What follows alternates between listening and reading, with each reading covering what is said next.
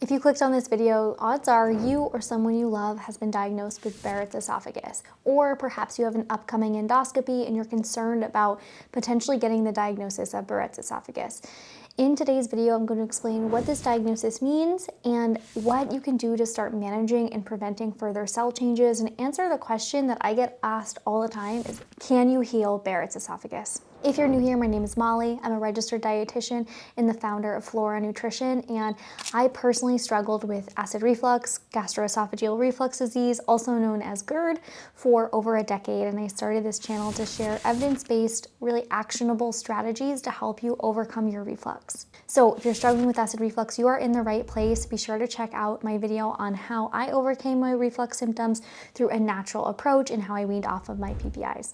So if you've personally been diagnosed with Barrett's esophagus, I know how anxiety-provoking this can feel. So many of my clients come to me and they have this diagnosis, and it can be really, really scary because you're not really given much direction on how to move forward, and ultimately you're left with this information that you have precancerous cells in your esophagus, which can be extremely anxiety-provoking. So what exactly does that mean? Barrett's esophagus is simply when the cells of your esophageal tissue have been continuously exposed to reflux, whether acidic reflux or non-acidic reflux. I have a whole video explaining the difference between acidic and non-acidic reflux, but either way, reflux is irritating. We're not meant to have our stomach contents in the esophagus because our stomach contents are usually acidic, and they also have digestive enzymes like pepsin that can be really irritating for the esophagus. And when reflux continues to happen, it can create inflammation but also changes in our cells that can be precancerous. Usually I see this diagnosis in people who have had acid reflux or GERD, gastroesophageal reflux disease, for a very, very long time, and it was left untreated or unmanaged. I also see this diagnosis with my clients who have LPR, which is laryngopharyngeal reflux, a type of reflux also known as silent reflux. The symptoms of reflux in the throat, coughing, postnasal drip, feeling like something is stuck in your throat, and they don't have heartburn, so they didn't necessarily know it was reflux. And that's why this type of reflux is called silent reflux, because it's not associated with heartburn and therefore can be really confusing. But reflux is reflux and can over time create these issues. Now I know what you're thinking, can you heal or can you reverse Barrett's esophagus? You're going to see conflicting opinions about this all over the internet. Many conventional GI doctors feel that you cannot reverse this.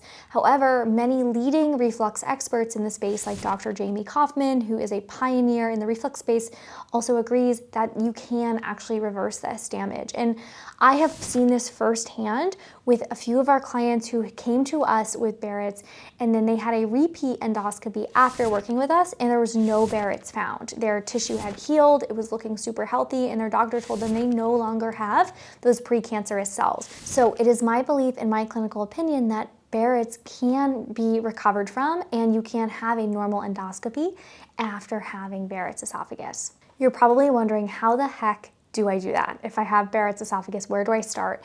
And I definitely recommend taking a look at our acid reflux relief playlist. We have a ton of videos here, but when it comes to Barrett's, taking a PPI alone is not enough to create this tissue healing. We have to come at it from a holistic perspective. We have to prioritize nutrition. So PPIs like omeprazole, which is probably what you were prescribed if you have Barrett's, this can reduce the acidity of the reflux, which means it is less irritating to the tissues, which can be helpful. And your doctor may recommend that you stay on a PPI if you have precancerous cells. The benefits of staying on a PPI, they may feel outweigh the risks of staying on a PPI if you have precancerous changes. But here's the thing, PPIs alone are not enough. I do have a full video on this as well, but the important thing that you need to know about PPIs is they only reduce stomach acidity. They do not actually stop the reflux. PPIs do nothing to stop the movement of reflux into the esophagus. How you stop reflux is by, number one, nutrition and lifestyle. Small, frequent meals, slowing down during your meals and chewing well, really taking a moment to pause the triggers. It might be an 8 to 12 week period depending on your reflux, but we have to think of this as healing from an injury. If you have a shoulder injury and you just keep on shoulder pressing, it's never going to feel better. But if you take a break and you let that inflammation come down, and you address the root cause of the shoulder pain, and you provide anti-inflammatory support, then you can really see some significant relief and get back to your shoulder presses. This is really similar when it comes to reflux. So when you have reflux, we usually need an 8 to 12 week period where we are pausing the triggers. We are doing anti-inflammatory nutrition. We're using mucilaginous herbs and really focusing on addressing the root cause of the reflux. This is the type of work that we do with our one-on-one clients at Flora Nutrition so that we can slowly reintroduce those triggers back in eventually in the future when the inflammation has gone down. So this is the type of mindset I recommend having if you have Barrett's esophagus. Now, I also mentioned slowing down during your meal times, chewing well. This is really, really key. You want to think about 80% fullness at your meal times as well. So trying not to overfill the stomach because that is a big reflux trigger, especially if you have a hiatal hernia. By reducing the inflammation in the esophagus and limiting trigger foods for a period of time, you can absolutely make significant changes towards healing that esophageal tissue. I also would really encourage you to focus on anti-inflammatory nutrition. So making sure you're getting enough omega-3s from salmon, walnuts, flax meal. You also want to think about zinc-rich foods. So pumpkin seeds, legumes, animal proteins like turkey and chicken. This is going to help support tissue healing because zinc is an important nutrient when it comes to tissue healing. And we cannot forget about stress management. Stress is a very sneaky acid reflux trigger that can actually loosen the lower esophageal sphincter and change our acid production. So managing stress is a key part of managing reflux and preventing further cell changes or reversing cell changes.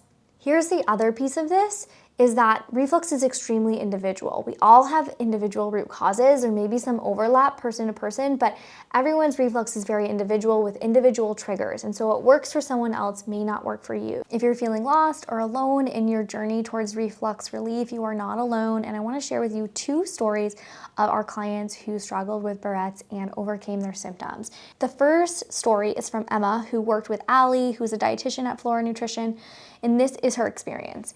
Starting around age 25, I began experiencing silent reflux symptoms that I wasn't even aware were reflux related.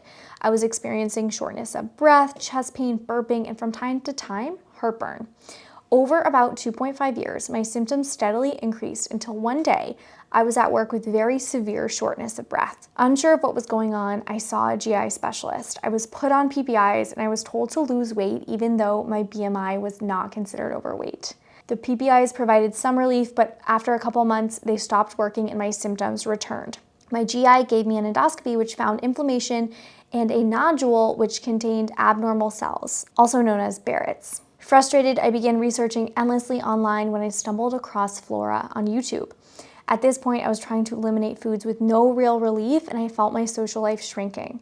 I also told my doctor I was planning to come off PPIs. While he discouraged it, he ultimately said it was up to me. I decided to reach out to Flora and began working with Allie. I felt such relief after our first appointment just by feeling heard. But once I started implementing her strategies with nutrition, mealtime hygiene, nervous system supplements, I began improving rapidly.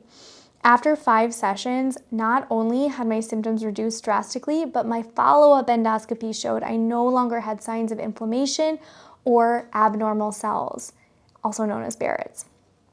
I now have tools tailored to me that help maintain my symptom relief, and I know I can always come back for support if I need it. So this story really highlights all of the holistic approach that Emma used. So nutrition, mealtime hygiene, supplement strategies, being consistent. Consistency is the key here. That's the secret sauce. A lot of people come to us and they've tried a lot of things, but they may not have been consistent with them. So being consistent, getting the support along the way can be really helpful. I also want to share Nathaniel's story.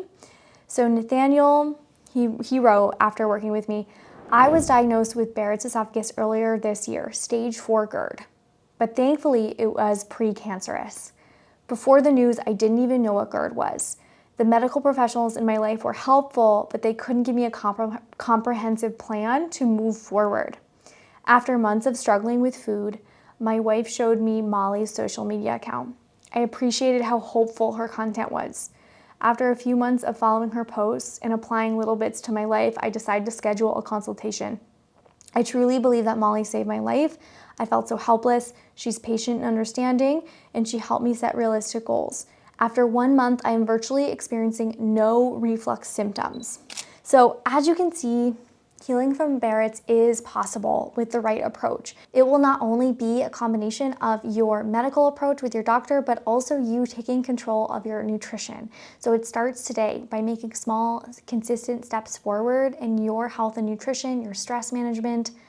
I highly recommend taking a look at our full acid reflux playlist.